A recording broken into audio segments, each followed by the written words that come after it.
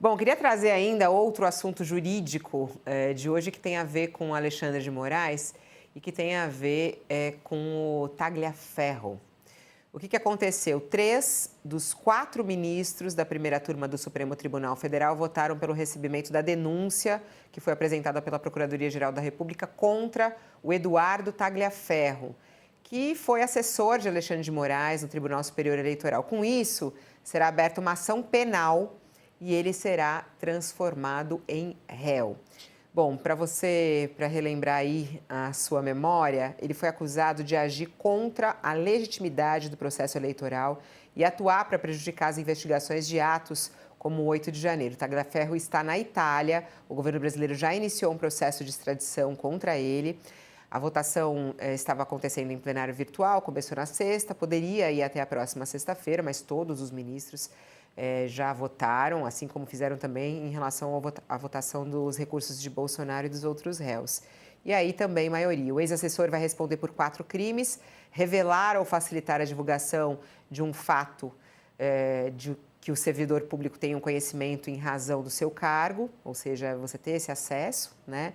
E que deve permanecer secreto por ele ser um funcionário público e alguém num cargo de confiança, coação no curso do processo judicial, tentativa de abolição do Estado Democrático de Direito e tentar impedir ou dificultar a investigação contra a organização criminosa. Bom, a gente sabe aí da preocupação do Alexandre de Moraes nesse caso, né? Ele foi assessor de Moraes, virou alvo de uma reportagem e agora o Supremo Tribunal Federal, mais uma vez, ao lado de Alexandre de Moraes, né, professor Schneider?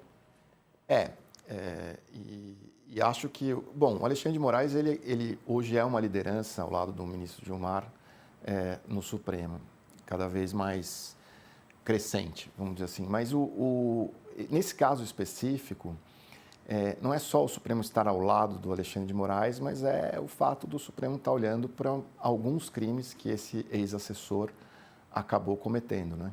Então, eu acho que a gente tem que aguardar aí como vai ser esse julgamento e, sobretudo, se ele vai ser ou não extraditado. Aí tem mais uma questão política, né? Porque, de um lado, está o grupo dos bolsonaristas, que deu muito valor a essas denúncias do ex-assessor do Alexandre de Moraes, de outro, o Supremo, indicando que ele não poderia ter cometido esses 4 crimes pelo qual ele está sendo acusado. Como é que você vê o caso do Tagliaferro, Josias, e a forma como está sendo tratado agora pelo Supremo Tribunal Federal? O que isso tem a ver com Alexandre de Moraes? O que isso afeta tanto o ministro do Supremo Tribunal Federal? Esse Eduardo Tagliaferro, Fabíola, tornou-se uma unha encravada no Supremo Tribunal Federal. Porque, na prática, ele vazou, e agora a Procuradoria acusou, ele negava, mas a Procuradoria considerou que há evidências de que dados que estavam armazenados no seu aparelho celular, e aí tem no meio desse enredo, tem uma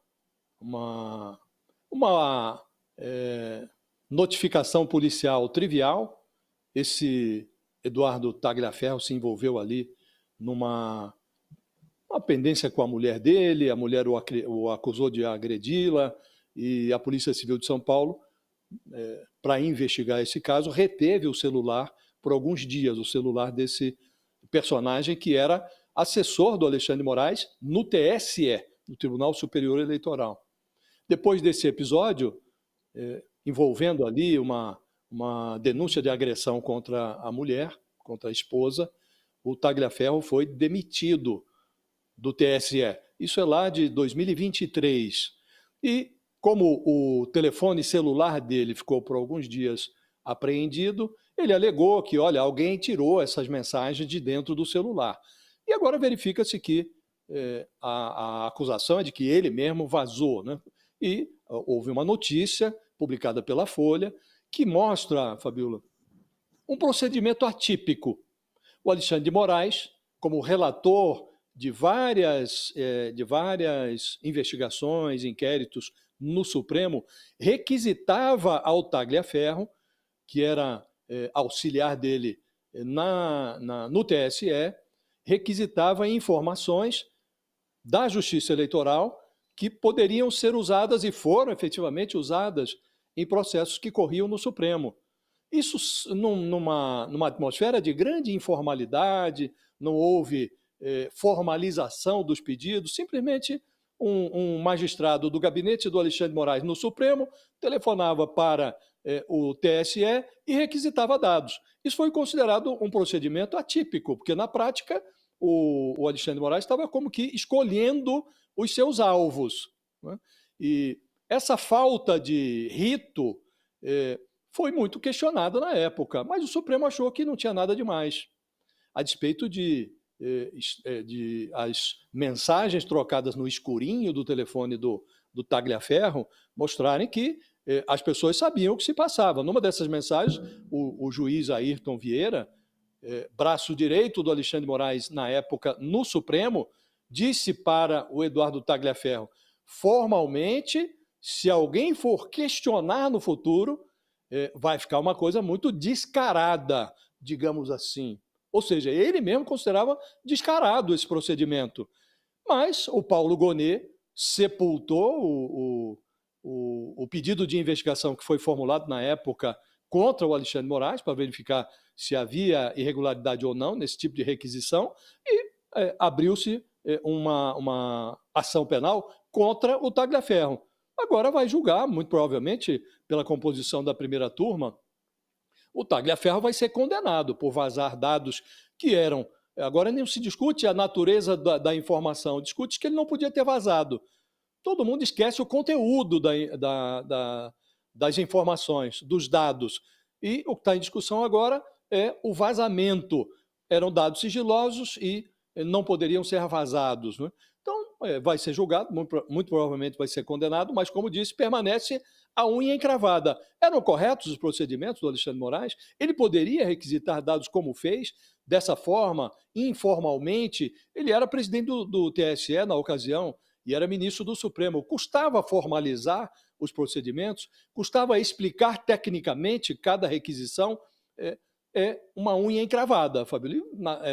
Vai permanecer assim, porque o Supremo já considerou que não tinha nada demais. Lá na frente, no futuro, quando alguém quiser questionar os procedimentos do Alexandre de Moraes, certamente vai revisitar essas mensagens que foram extraídas do escurinho do Zap no aparelho de celular deste Eduardo Tagliaferro. Mas ele deve ser condenado.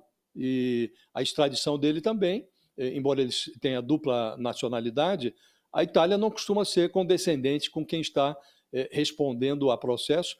Se fosse um italiano, muito bem, mas dupla nacionalidade, pelo entendimento, pela jurisprudência da Itália, eles costumam privilegiar, no caso de quem tem dupla nacionalidade, o estado natal, onde a pessoa vivia, onde a pessoa fez a sua vida. Então, assim como a Carla Zambelli, também o Tagliaferro deve ser devolvido ao Brasil para responder por essas infrações, esses crimes que o Supremo atribui a ele, que a Procuradoria atribui a ele, Fabiola.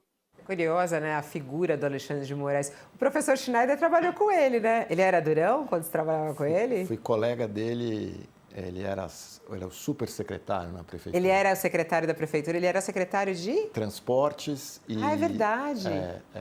Transportes e subprefeitura. E você secretário de educação? E subprefeituras não, serviços. De serviços. Eu era de educação. Mas eu conheço ele há muitos anos, conheço o ministro Alexandre desde que ele deixou de ser promotor. Deixou? Será que ele deixou? Não. Ali na alma... Porque essa que é a questão, né? Eu achei... Deixou? Ele isso. deixou formalmente de ser promotor. Né? É uma pessoa muito trabalhadora e, enfim, dura.